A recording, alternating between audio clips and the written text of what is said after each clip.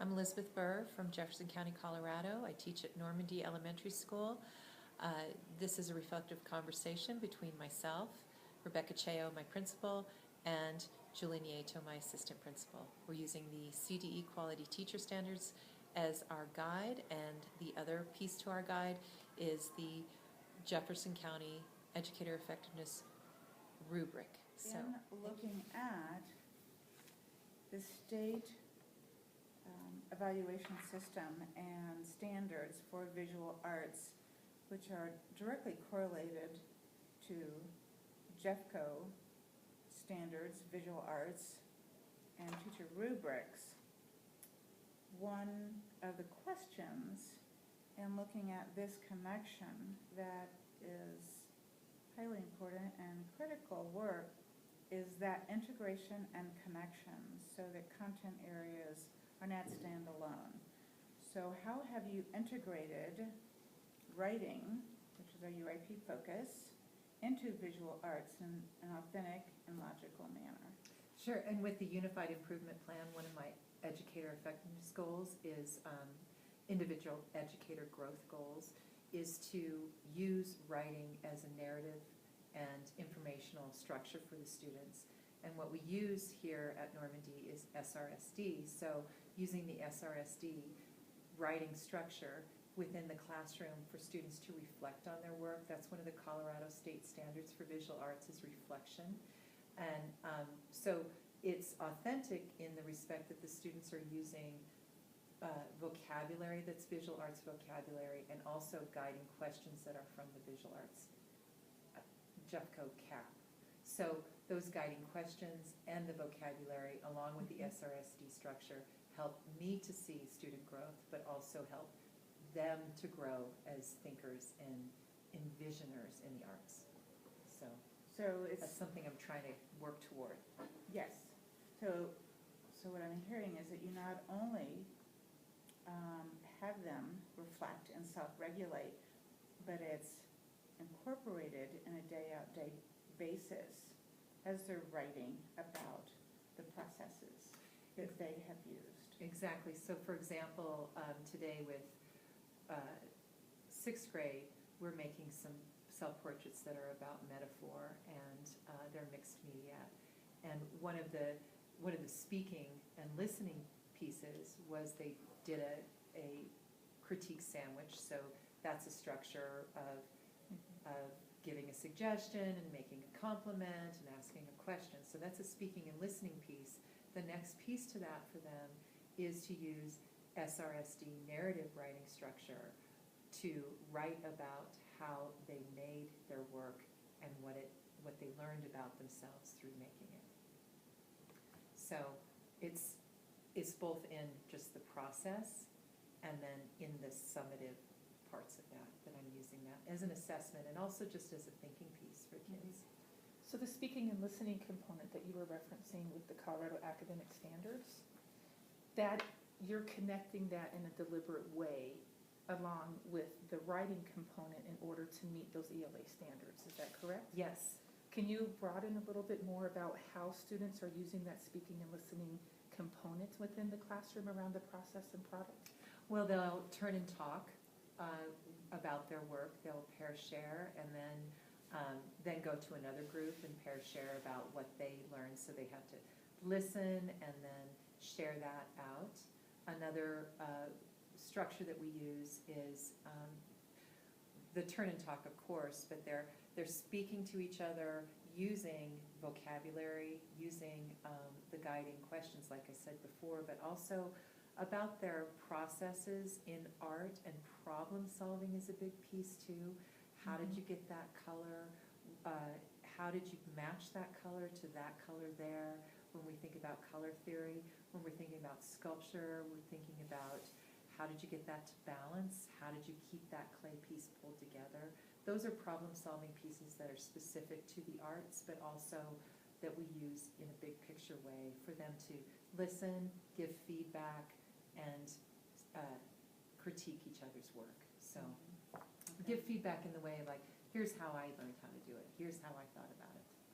So So another component that clearly is the both CDE, Colorado Expectation, and JEFCO, is communicating what that success looks like in the classroom. And this is often reinforced and expected in gen ed, but how have you integrated that success criteria into visual arts?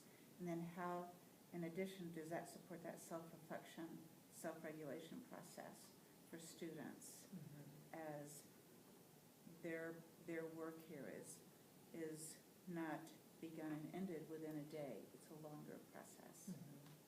So using success criteria, I have a language in here that we do the I can, so that I can, I know I have it when, but I've also added to that, learn it, to the I can, why, so I can, so that's the why, it's the big picture, and then the prove it, I just have a prove it piece, that's the I know I have it when. So that language is there for students, and we talk about those pieces, but so the success criteria is here, but also there's a daily component too. Sometimes it can be persistence. Sometimes today our essential thing is that we're working in this persistent manner. We're experimenting, we're layering.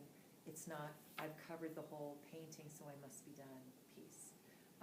So it can go big picture, and then it can go to just maybe one concept that we're thinking about. Sometimes that concept is balance. Sometimes it's movement.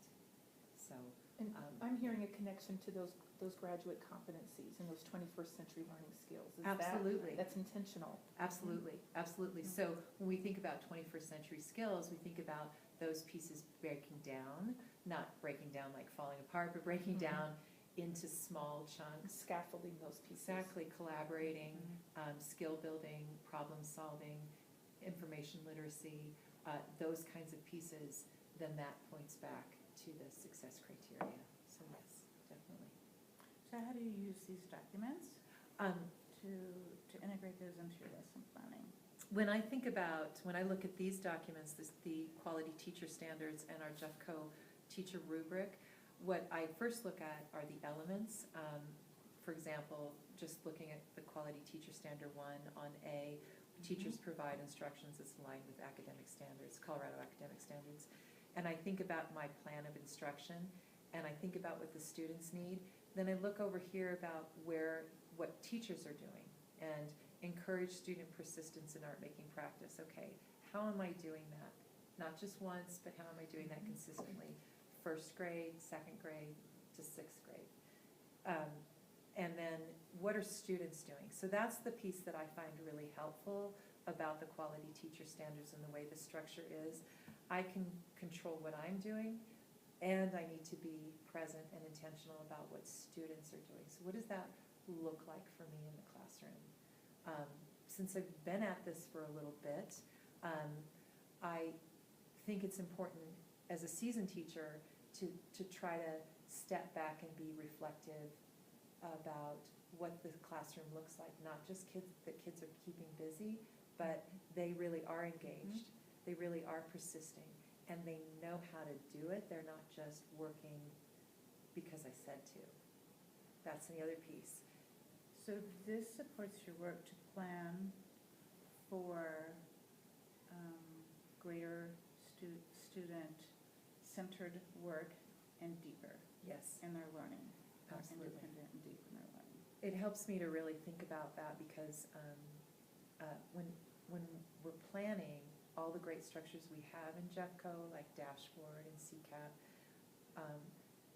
sometimes for me at least, it's easy to become concept-centered, teacher-centered. And then when I look back at these, create original work, well, how am I helping kids to create original works? That's their original ideas. How am I giving them opportunities to critically respond? So then when I use this, I look at the teacher do and the students do. And so then you're intentionally looking for that engagement piece, and those are some tools that help you do that Yes, in that ongoing formative assessment component. absolutely, absolutely. And then I use the Jeffco rubric. Julie and or Rebecca, of this course, is Amanda. we think about it being highly effective, you know, we all want to point to that, of course. And so when I look at the language in here, demonstrates accurate knowledge, for example, in this first one, accurate knowledge of areas, key concepts. Those look like the actively speaks. These are all very live, organic phrases that help me see that this is a process that keeps building around itself.